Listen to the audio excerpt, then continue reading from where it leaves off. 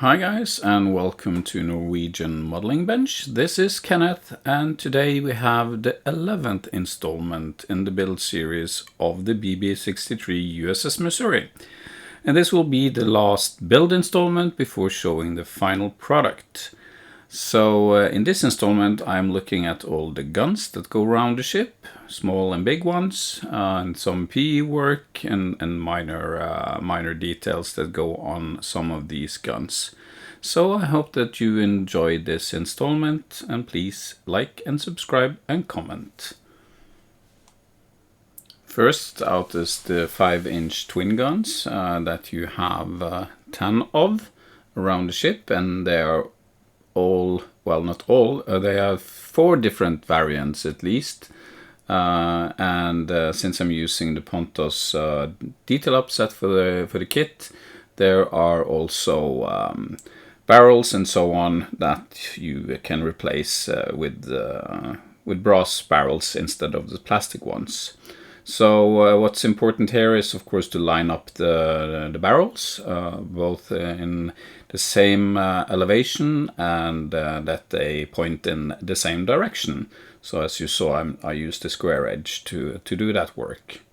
And then you have some details on the back side where you're removing a lot of the plastic, or really all the plastic details that are going on the back side, and replacing them with the photo etch. And as you can see, I started out with the ladders below the doors, so you get a good point of where the door should be placed. Otherwise, that is a bit difficult. So just placing a dot of CA glue and then placing the PE in place. There are these tiny sights that go on top are quite fiddly, very small, and very prone to being knocked off, so be careful with them. And then placing this kind of a house on top on some of the guns at least. Then I'm gluing the bottom with the barrels on the top part, so just using liquid cement for that one, letting it popping it well into place and letting it cure for 24 hours. So we can see them, they're all ready for priming and painting. And you have, of course, both the deck blue on top and then haze gray on the sides. And as I've shown before, I'm using the scale colors for this project. And the colors are really nice. And then I'm adding some brass color on the inside here. I've seen on the reference pictures at least that it looks to be that kind of a color inside, and it gives an extra thing to look at. And then you have these small railings going on beside the barrel. So you have 4 of them on each turret. Quite small and fiddly, and it's I painted them up front and then added them at this stage to get a good coverage. Then we have the quad Bofors guns. I bought the bunker ones for this project as well. I think they're really nicely detailed and quite easy to work with. Not that much work to remove them from the supports. So I'm using this ultrasonic knife from Sonic Saber, so that makes it at least a bit easier to remove all of those supports, well, it's a lot easier than using a hot knife or a cutter at least. And then I'm just removing the remains before attaching the barrels themselves. And they go into 2 tiny slots on the sides, so it is quite easy actually to add those barrels. Just make sure that they are properly elevated and that they point in the right direction. Well, they should if they have popped into those slots at least. And then securing them with some thin CA glue. Then it's time to add some primer, and now you can really start to see the nice details. I at least think it is really good. There are not that many like print lines and so on these, so they've done a really good job. Then I'm adding haze gray before I start with the painting the barrels. So I'm just using regular NATO black Vallejo color for this, and a brush. So tiny work. Yeah, it takes some time to do properly at least, but I think that the end result looks really good. So I'm sorry about that. I'm also doing some light weathering, adding some oil to oil color, and that is then going into the creases and crevices, showing off those details. Then we have the Oerlikon guns.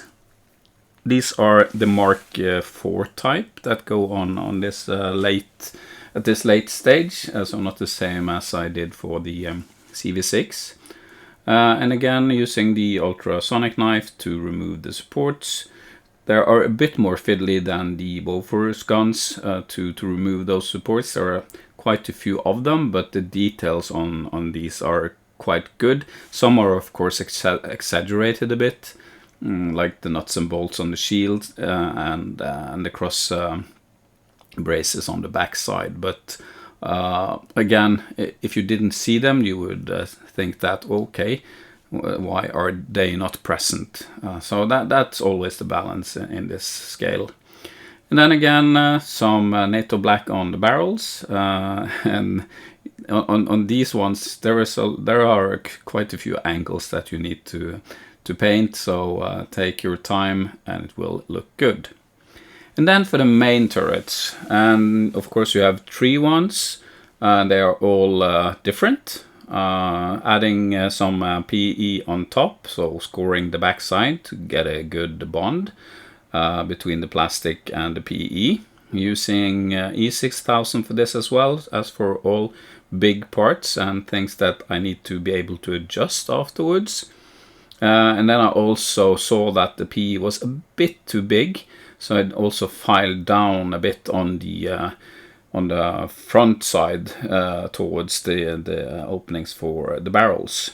And then you have 2 of these that you need to drill out some holes to be able to fit the gun tub on top. Then you have some PE going on the underside.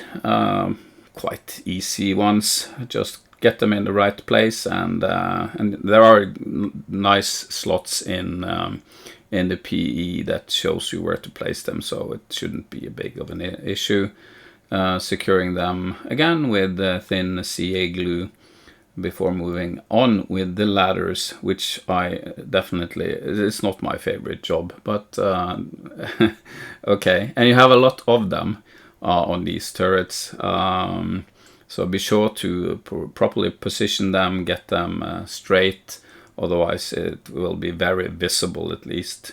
So what I'm doing is just placing a dot of CA glue on top, so you have at least 1 point to add the ladder, and then position it, and then I'm securing it with the thin CA glue afterwards. That at least makes the work a bit more easy than otherwise. Then you have these rings that go around the openings where the blast bags will go in. So I'm just positioning them and then using thin CA glue to install them. And there you have the capillary effect that will help you in this one. You might do some, as you can see here, some small adjustments after the first touch of the glue, but then it's easy work. Otherwise, with these tiny flimsy parts, you can't remove them afterwards, then you will totally destroy them. So that's at least a good approach, I think, to such small PE.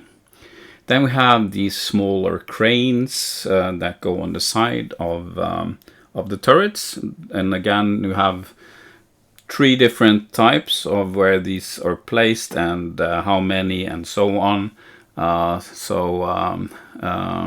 Well, as you might have seen, I did write down which number each had, so I was sure what turret I were working on, so you don't lose track of which underside go on which turret and so on. And then we have these resin blast bags from Pontos. A bit too tight fit, so you need to drill them out. The resin is quite hard, so I would prefer a more soft resin than that one. So then I'm priming up the turrets and all the parts. So there will be a lot of parts going on afterwards. And as you can see, I glued on a part of a sprue to get a good place to hold. And then you have the barrels. They have this steel part at the end. So I'm using AK Extreme for that one. Before moving ahead with the deck blue on the upper side of the turret. So then letting that dry for 24 hours before masking it off, and then starting with the haze gray paint. And that of course applies to all the different parts that go on the turret, barrels, tubs, of course the turret itself, and so on. And here you can see that I've done the masking. It was a bit hard to get that perfect because of the smaller cranes, but okay. Then we have the blast bags. So I'm using a rubber color. So I like this one. I think it gives you a bit of life at least. It's an ammo MIG color, rubber and tires, I believe it's called, and I think it gives at least an impression that it actually is rubber and not just something black. So pushing in those blast bags in the openings, did some fine adjustments on the openings, and then just secured it with glue. So then we have these ammo rings that go inside the tubs. So you have a couple in front, and then you have some in the back as well. Well, at this stage at least, it's quite easy to place them. Don't do this after you have installed the tubs on the turret. Then it becomes a lot more difficult, at least, and in the danger of knocking off parts and so on. And as I said, I did mark the different parts, so the ladders and so on, they're adjusted to each of the turrets, so they don't look skewed and so on. So that is at least a good thing to do. Then we have this cable line, or what I should call it, between the target giver and the gun tub. So I installed it at this stage, so I got a good crisp line between the target giver tub and the rest of the turret. So just as you can see, just using tweezers to lift those up before adding glue on the underside, and then making sure that I position it correctly. And then I'm merging the bottom of the turret with the upper side, so just using liquid cement, making sure that it doesn't seep out. So be sure that you have a correct angle when you're placing the glue, so it won't interfere with the other sides.